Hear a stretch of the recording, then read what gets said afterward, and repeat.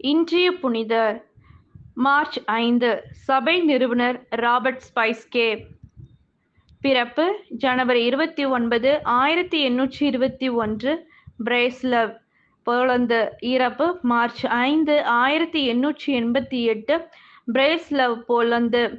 இவர் தான் ஒரு குருவாக திருநிலைப்படுத்தப்பட்ட பின்பு ஊர் ஊராக சென்று மறைப்பணியை ஆற்றினார். பேராலயங்களில் சிறப்பான மறையுரை ஆற்றி பலரை மனந்திருப்பினார். திருப்பலிக்கு வராத மக்களையும் தன் அழகிய மறையுரையால் கவர்ந்து இறையெல்லாம் நாடி வரச் செய்தார்.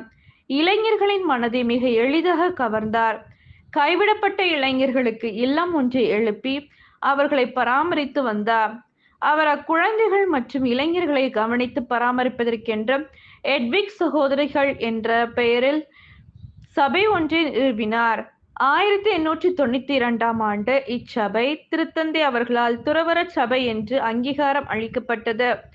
ராபர்ட் ஸ்பைஸ்கே காரித்தாஸ் அப்போஸ்தலர் என்று மக்களால் அழைக்கப்பட்டார். இவர் இறந்த பிறகு இவரால் தொடங்கப்பட்ட சபையிலேயே அடக்கம் செய்யப்பட்டார். ஜெபம்.